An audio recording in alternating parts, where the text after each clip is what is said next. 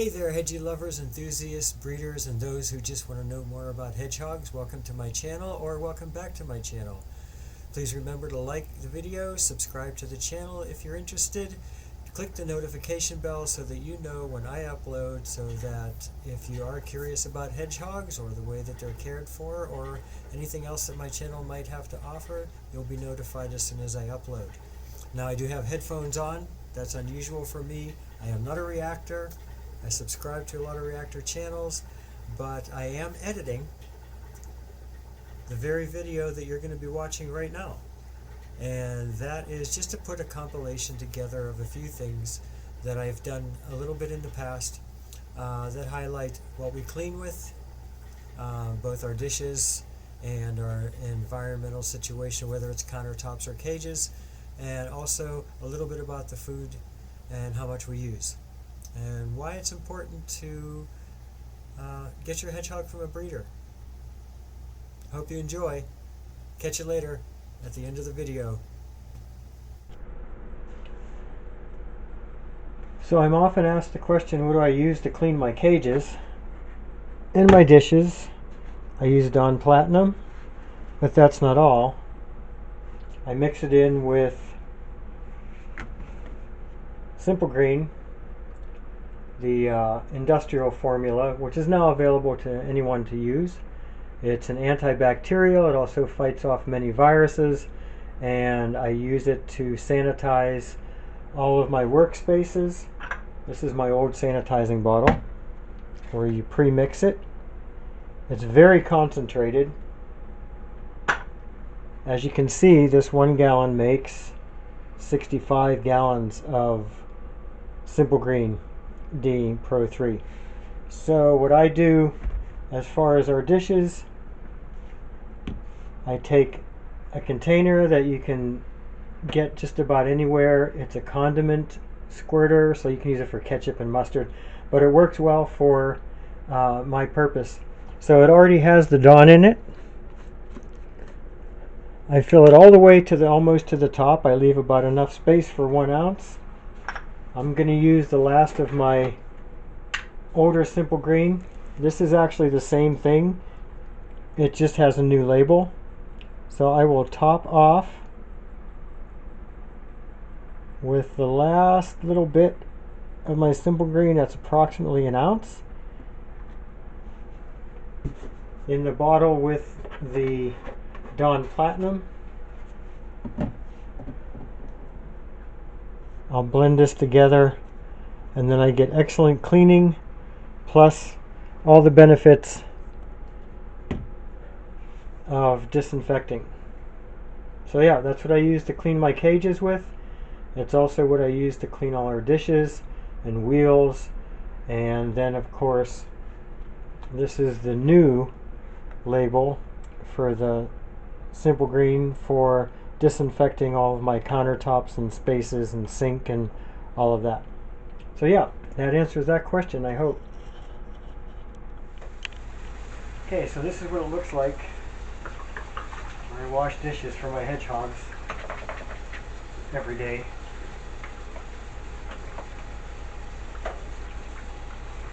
Obviously, I'm not going to bore you with washing dishes, because how boring is that? But I do have a lot that I wash every single day, along with their cages that I wash every single day, and the wheels every single day.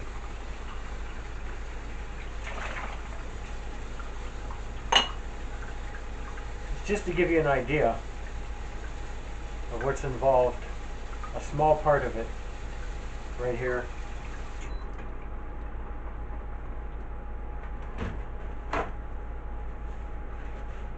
Let me give you an idea what I'm looking at as far as how many dishes I do every day for our hedgehogs. So there's the sink that I use. Here's the ones that are already done. Our hedgehogs are back there. The ones for sale are out here. There's my cart that I use when I feed them and clean their dishes when I'm in the room. And if you notice, this bucket under here, it's still full. I just don't have room in my sink right now. So yeah, just a quick video. Now, I don't know for sure because I don't have the statistics, but apparently for a short period of time we were the largest hedgehog pet breeder in North America. I can't be certain. I don't have all the statistics for the places that are like mills, like hedgehog mills. They do exist, just like there's puppy mills and kitten mills. Those are places that really don't care how they breed, what they breed. They usually go to pet shops, unfortunately, and there's just no way to completely stop it. I wish that everyone would just purchase a hedgehog from a breeder, because us breeders go through a heck of a lot, especially those of us that really care about our animals, that are ethical about our breeding practices, and we decide whether or not we have to cull a line because of genetic defects, although fortunately I haven't had any of that. I mean, we've been operating with our hedgehogs since before we were licensed with 5 or more females of adult breeding age. I think we started in 2009. We officially became a business in 2011.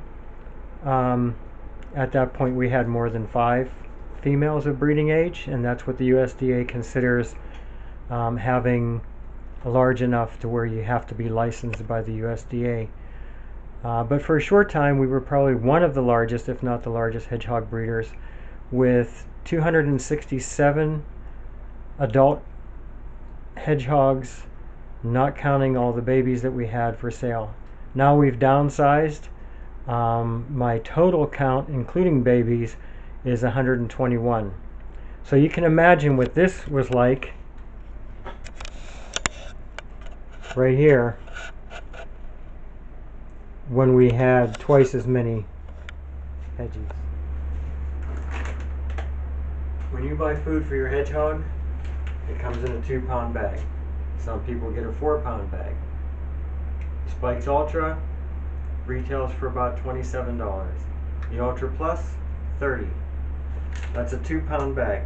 That's going to last you approximately 2 months or so if you're feeding treats and your hedgehog isn't a food hog. So 2-pound bag, roughly 2 months supply. For me, I go through 5.5 pounds of food every day feeding our hedgehogs.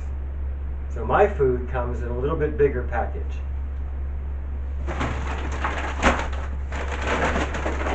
30-pound bag. People say, how come hedgehogs are so expensive when you buy them from a breeder? Well, if it's a responsible breeder, they're taking good care of their animals. It's not a mill where they're feeding their hedgehogs crap, turning them out like rabbits, selling them to pet shops so that they can turn around and make a profit, and they don't really care about the animals. It's important that you get your hedgehog from a breeder. Just saying. Well, there you go. I hope you enjoyed those couple of snippets from some past archives that I managed to put together. One on the food, and the other one, of course, on how we do our dishes and what we use to clean with. To answer a few questions that I get about licensing and breeding and those type of things, pretty much the USDA requires that you become a licensed breeder if you have mammals that are female, more than 5, of breeding age. So that doesn't matter if you have 3 female cats and 2 female dogs and another, as soon as you add one animal, whether it's a ferret or any other mammal, if it's female and if it's breeding age, you're supposed to be licensed. Also, If you are breeding and you're a hobby breeder with less than 5 breeding aged female hedgehogs, and you're selling your hedgehogs online, make a note, you're supposed to be licensed by the USDA. Now, not all USDA breeders are good breeders. The USDA only makes sure that if you have 5 or more breeding female or hedgehogs of breeding age that are female, that they're well cared for, that your facility is clean, that your food and your cleaning supplies are marked and stored properly and placed in containers that are airtight, those type of things.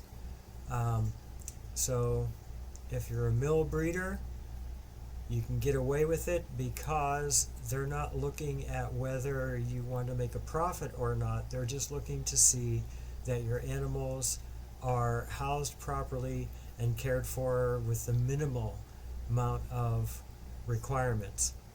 On the other hand, an ethical breeder can be either USDA licensed or a hobby breeder, as long as they're practicing ethical principles.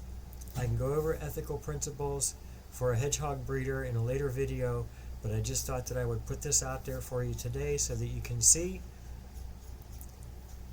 Just about done editing and ready to take these headphones off. Have a blessed day.